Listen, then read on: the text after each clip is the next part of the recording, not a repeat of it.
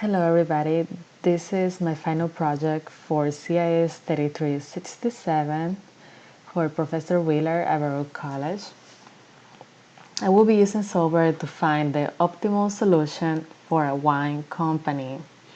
So let's go to the spreadsheet. Okay, so this company, Basil Barks, they have 4 plants, one in Michigan, Ohio, New Jersey, and Connecticut. And they obtain unprocessed grape juice from 3 vineyards. These are located in Tennessee, Kansas, and Arkansas. And over here you see the cost per ton of unprocessed juice that will cost them to transfer to each plant from the vineyard. So, for example, 1 ton of unprocessed juice shipped from Tennessee to the plant in Ohio is $800. Again, $800 per ton. And here's the production cost. So they have 3 types of wine. They have white, red, and rosé. So to produce 1 ton of white wine at the plant in New Jersey, it will cost them $2,000. And here we have the processing capacity for each of the plants. So for example, the Michigan plant has a processing capacity for 3,000 tons of unprocessed juice.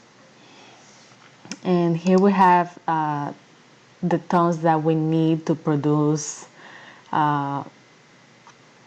for each type of wine. And over here, this is really important, it's telling us how much tons of unprocessed juice is needed to produce 1 ton of each wine. For example, to produce 1 ton of red wine, we need 2 tons of unprocessed juice. Okay, so let's go over here. Let me go over the constraints. So here we have the available unprocessed grape juice at each vineyard. Okay, so it's 3,000 tons available at each of the vineyards, and the processing capacity for each of the plants. Okay, and then we have in the production schedule, we have the unprocessed juice needed for each plant. This is taking in count here this ratio that we just went over. Okay, and this is a constraint that I made so that we don't have juice just sitting in the plants. So made this no excess constraint. So this has to be equal to 0. Okay, so this is the unprocessed juice shipped to each plant minus the unprocessed juice needed on each plant. When you subtract these two, it has to be equal to 0.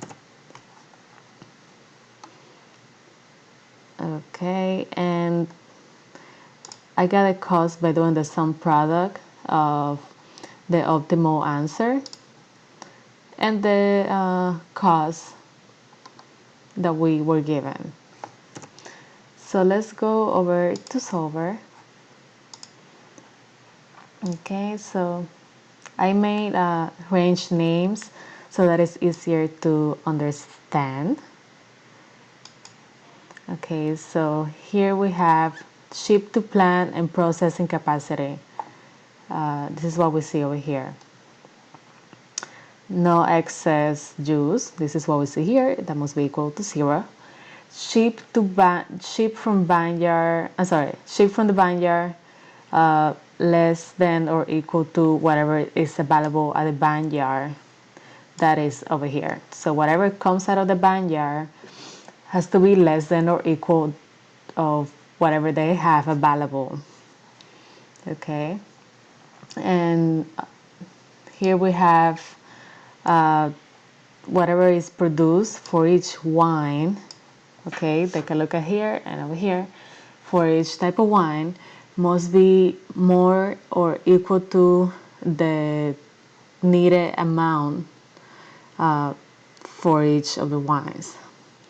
And I would like you to keep in mind that the vineyards, they have different amount of unprocessed juice each season or each month.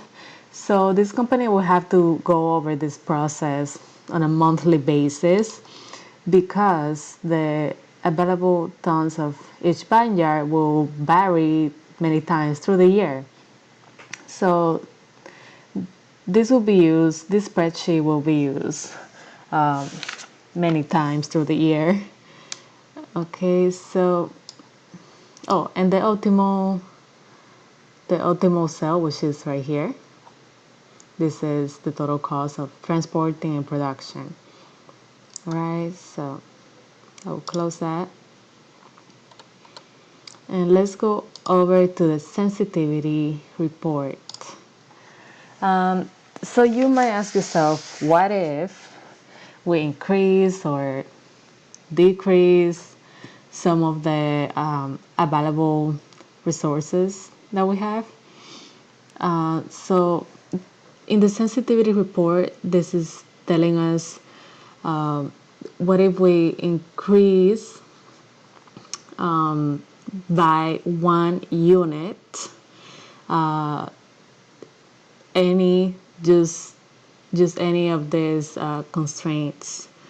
What will be the effect on the final value? So here in the shadow price, this is telling us if you increase the unprocessed juice that's shipped to the plant in Ohio, this is the effect that you will have, and you're allowed to increase and decrease by this much units. Okay, so again, you can only do this if it's one variable. This is only representing you changing 1 unit in this cell. So let's say, for example, you change 1 unit here, 1 unit here, and 1 unit here. You would not get an optimal answer. So the shadow price is just telling you if you only change this cell, this is the effect you're going to have, and you will still have the optimal answer that was given over here. Okay?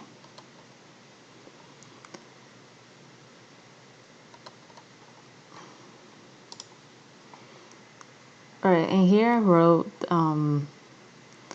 just a more clear definition of the shadow price. This is really important to look at after you find your optimal solution.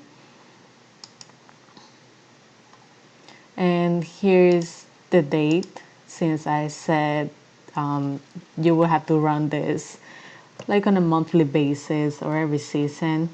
So this will give us the date. Okay. All right. If you guys have any questions, concerns, please let me know in the comments down below. And thank you for watching.